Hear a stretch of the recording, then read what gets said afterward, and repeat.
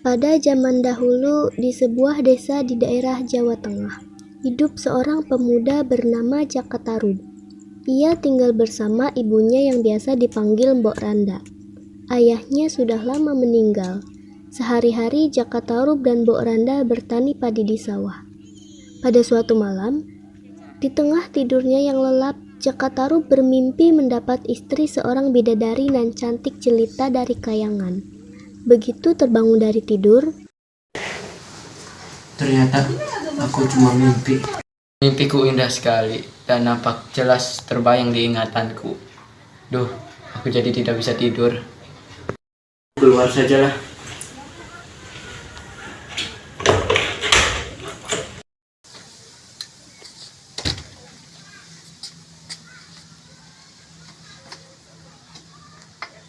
sesaat Jaka Tarub sedang melamun, tiba-tiba terdengar ayam jantan berkokok menandakan hari sudah pagi.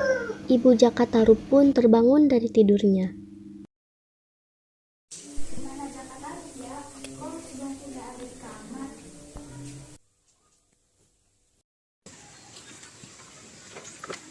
Oh, itu dia. Pagi-pagi kok sudah duduk melamun di depan rumah.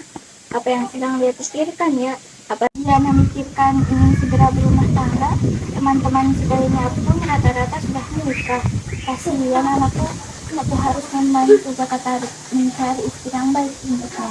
Siang hari ketika Mbok Randa sedang berada di sawah, tiba-tiba datang Pak Ranu pemilik sawah sebelah menghampirinya.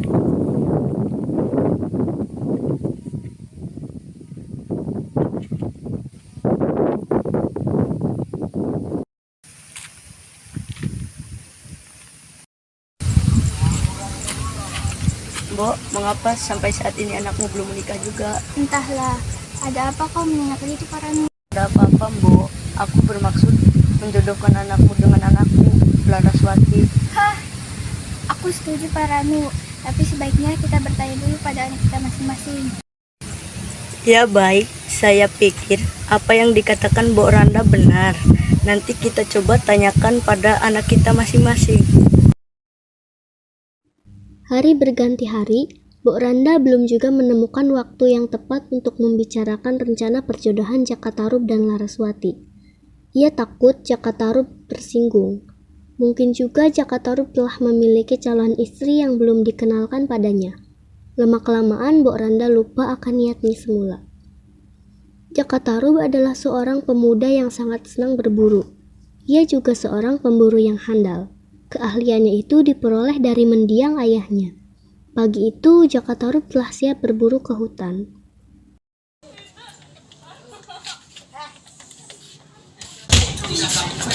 Bu, aku pergi berburu dulu ya. Hati-hati ya nak. Ya, Bu.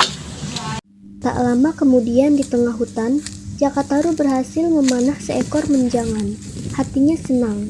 Namun sayang, begitu Jaka Tarub sedang berjalan pulang membawa hasil buruannya, tiba-tiba datang seekor harimau menyerangnya dan membawa menjangan itu pergi. Jaka Tarub terduduk lemas. Sial. Baru kali ini aku mengalami nasib sesial ini. Hewan buruan sudah di tangan, malah dimangsa binatang buas. Pertanda apa ini?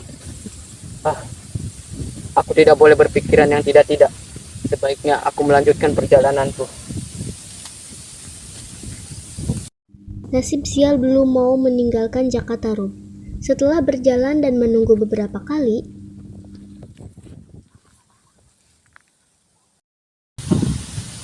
Capek sekali. Tak seekor hewan buruan pun yang melintas di depanku. Sedangkan matahari semakin meninggi. Aku lapar sekali. Sebaiknya aku pulang saja. Biarlah meskipun aku tidak membawa hasil buruan.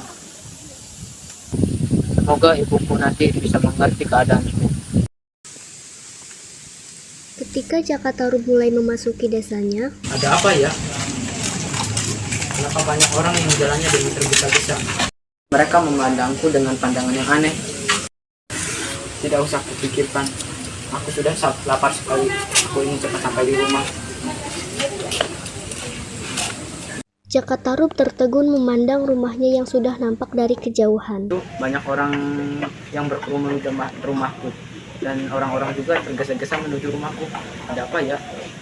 Jakatarup mulai tidak enak hati. Ia segera berlari menuju rumahnya. Yang sabar ya nak. Sesaat kemudian, Bu, ibu. mata Jakatarup langsung tertuju pada sesosok tubuh yang terbujur kaku di atas dipan di ruang tengah. Beberapa detik kemudian, Jakatarup menyadari kalau ibunya telah meninggal. Jakatarup tak sanggup menahan air mata. Inilah bukti atas firasat buruk yang dirasakan sejak pagi, pikirnya. Jakatarup tak sanggup berbuat apa-apa. Ia hanya termenung memandang wajah ibunya. Cerita Pak Ranu bahwa istrinya yang menemukan Mbok Randa telah meninggal tak dihiraukannya. Ia merenungi nasibnya yang kini sebatang kara. Jakatarup juga menyesal belum memenuhi keinginan ibunya melihat ia berumah tangga dan menimang cucu. Tapi semua tinggal kenangan. Kini ibunya telah beristirahat dengan tenang. Sepeninggal ibunya, Jakatarup mengisi hari-harinya dengan berburu. Hanya dengan berburu, Jakatarup bisa melupakan kesedihannya. Di suatu pagi hari, Jakatarup telah bersiap untuk berangkat berburu. Dengan santai, ia berjalan menuju hutan Wanawasa karena hari masih pagi. Ketika sampai di hutan pun, Jakatarup hanya menunggu hewan buruan lewat di depannya. Tak terasa hari sudah siang. Dari tadi pagi aku menunggu hewan buruan, tapi tak ada satupun hewan buruan yang kudapat. Duh, aku haus sekali. Baiklah, aku coba cari air. Tak lama kemudian, Itu Danau Tayawa ini sudah kelihatan dari sini.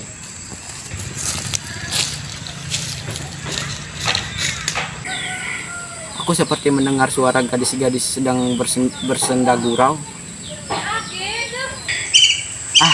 Mungkin ini hanya hayalanku saja. Mana mungkin ada gadis-gadis bermain-main di tengah hutan belantara begini. dengan mengendap-endap, Jakatarup melangkahkan kakinya lagi menuju Danau Tayawening. Suara tawa gadis-gadis itu makin jelas terdengar. Jakatarup mengintip dari balik pohon besar ke arah danau. Ada 7 gadis cantik sedang mandi di Danau Tayawening. Jantungku jadi makin berdetak kencang begini. Gadis-gadis itu semuanya berparas sangat cantik-cantik. Ternyata 7 gadis itu adalah bidadari yang turun dari kayangan. Apa ini dari mimpiku? Itu ada tumpukan selendang di atas sana. Mungkin selendang itu milik para bidadari itu. Jika aku mengambil salah satu selendang itu, tentu yang punya tidak akan bisa kembali ke kayangan. Bidadari yang bajunya kucuri itu pasti bersedia menjadi istriku. Dengan hati-hati, Jakatarup berjalan menghampiri tumpukan selendang itu. Ia berjalan sangat perlahan. Jika para bidadari itu menyadari kehadirannya, tentu semua rencananya akan buyar. Jakatarup memilih selendang berwarna biru. Setelah berhasil, Jakatarup buru-buru menyelinap ke balik pohon-pohon. Tiba-tiba seorang dari bidadari itu berkata, Ayo kita pulang sekarang, hari sudah sore. Sebaiknya kita pulang sekarang sebelum matahari sudah terbenam. Ya benar.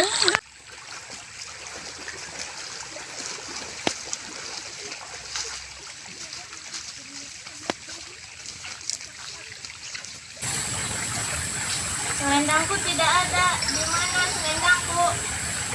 Siapa yang mengambil selendangku? Mana kau taruh selendangmu, Nawangwulan? Aku taruh di sini bersama dengan selendang kalian. Duh, gimana aku ini? Kalau selendangku tidak ada, aku tidak bisa pulang ke kayangan. karena Nawangwulan tidak menemukan selendangnya, ia segera masuk kembali ke Danau Tayawening. Teman-temannya yang lain membantu mencari selendang Nawangwulan. Usaha mereka sia-sia karena selendang Nawangwulan sudah dibawa pulang Jakatarup ke rumahnya. Akhirnya seorang bidadari berkata, Nawangwulan, maafkan kami harus segera kembali ke kayangan dan meninggalkanmu di sini. Ya, Nawangwulan tidak dapat berbuat apa-apa. Ia hanya bisa mengangguk dan melambaikan tangan kepada keenam temannya yang terbang perlahan meninggalkan Danau Tayawening. mungkin memang sudah nasibku untuk menjadi penghuni bumi. Aku harus bagaimana coba? Masa aku harus berendam di danau ini selamanya? Nawangwulan pun merasa putus asa dan tiba-tiba berucap, Barang siapa yang memberikanku pakaian akan kujadikan saudara bila ia perempuan. Tapi bila ia laki-laki akan kujadikan suamiku. Jakatarub yang sedari tadi memperhatikan gerak-gerik Nawang Wulan dari balik pohon tersenyum senang. Hahaha, akhirnya mimpiku menjadi kenyataan. Jakatarub pun keluar dari persembunyiannya dan berjalan ke arah danau. Ia membawa baju mendiang ibunya yang diambilnya ketika pulang tadi. Jakatarub segera meletakkan baju yang dibawanya di atas sebuah batu besar seraya berkata, Hai bidadari, aku Jakatarub. Aku membawakan pakaian yang kau butuhkan. Ambillah dan pakailah segera. Hari hampir malam. Aku Nawang Wulan, aku bidadari dari kayangan yang tidak bisa pulang karena selendangku hilang. Jaka, karena aku tadi sudah bersumpah, aku bersedia menerimamu menjadi suamiku. Terima kasih Nawang Wulan. Kalau begitu, ayo kita pulang ke rumahku. Baiklah. Suatu hari, bulan berganti bulan, tak terasa rumah tangga Jakatarub dan Nawang Wulan telah dikaruniai seorang putri yang diberi nama Nawangsih. Tak seorang pun penduduk desa yang mencurigai siapa sebenarnya Nawang Wulan. Jakatarub mengakui istrinya itu sebagai gadis yang berasal dari sebuah desa yang jauh dari kampungnya. Sejak menikah dengan Nawang Wulan, Jakatarub merasa sangat bahagia, namun ada satu hal yang mengganggu pikirannya selama ini. Walau dimasak setiap hari, mengapa padi di lumbung kelihatannya tidak berkurang ya? Justru lama-lama tumpukan padi itu semakin meninggi. Pada suatu pagi, Nawang Wulan hendak mencuci ke sungai. Kang, jaga Nawangsi dulu ya. Aku mau pergi mencuci dan tutup kukusan nasi yang sedang dimasak. Jangan dibuka ya. Iya. Ketika sedang asik bermain dengan Nawangsih yang saat itu berumur 1 tahun, Jakatarub teringat akan nasi yang sedang dimasak istrinya. Oh iya, tadi masak nasi. Kayaknya sudah lama masaknya. Tunggu sebentar dulu ya nak, Bapak mau lihat dulu nasinya sudah matang belum.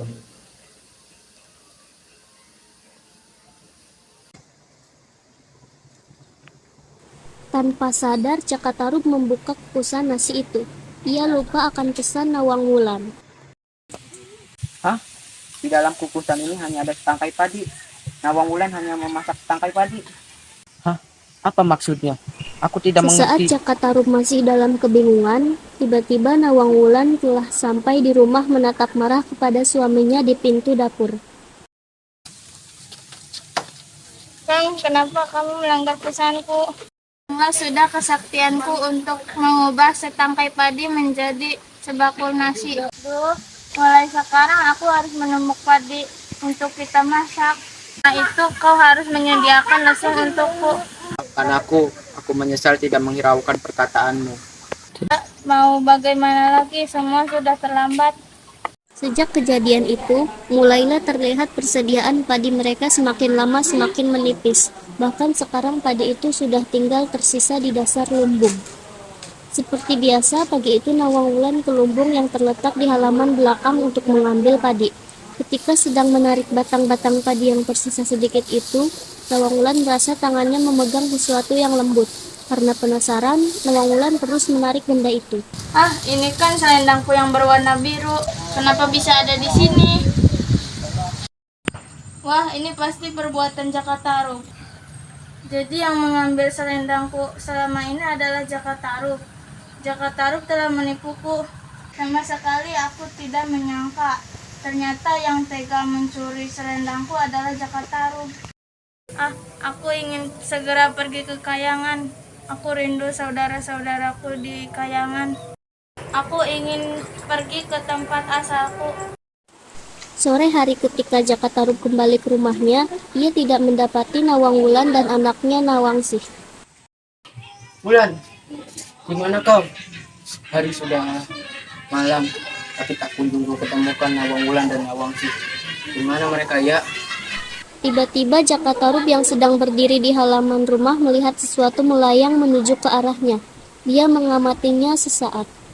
Jakatarub terpana. Beberapa saat kemudian ia mengenali ternyata Wulan, aku mencarimu kemana-mana. Dari mana saja kau, Wulan? Kau memakai baju bidadari, Wulan. Kau sangat cantik memakai baju bidadari dan selendangmu itu. Aku sama sekali tidak menyangka kalau Nawang Wulan berhasil menemukan kembali selendang bidadarinya.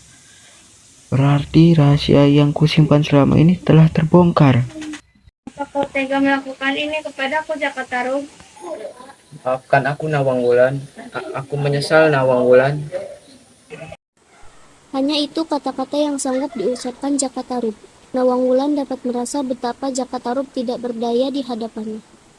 Kau harus menanggung akibat perbuatanmu, Jakatarup. Aku akan kembali ke kayangan, karena sesungguhnya aku ini bidadari. Aku bukan di sini. Jakatarup tidak menjawab. Ia pasrah akan keputusan Nawang Wulan. Harus mengasuh Nawangsih sendiri. Mulai saat ini kita bukan suami istri. Anak kecil itu masih tertidur lelap. Ia tidak sadar bahwa sebentar lagi ibunya akan meninggalkan dirinya. Apa salahmu padaku, Jakatarup? Nawangsih tetaplah anakku. Saya ingin bertemu denganku suatu saat nanti, bakarlah sebatang padi, maka aku akan menemuinya. Satu syarat, kau tidak boleh bersamanya ketika aku menemuinya. Dia seorang diri di dekat batang padi yang dibakar. Iya Nawang Wulan, aku akan turuti segala apa yang kau katakan. Jakatarup hanya bisa menahan kesedihannya dengan sangat. Ia ingin terlihat tegar. Setelah Jakatarup menyatakan kesanggupannya untuk tidak bertemu lagi dengan Nawang Wulan, sang bidadari pun terbang meninggalkan dirinya dan Nawangsih. Jakatarup hanya sanggup menatap kepergian Nawang Wulan sambil mendekap Nawangsih. Sungguh kesalahannya tidak termaafkan. Tiada hal lain yang dapat dilakukannya saat ini selain merawat Nawangsih dengan baik seperti pesan Nawang Wulan.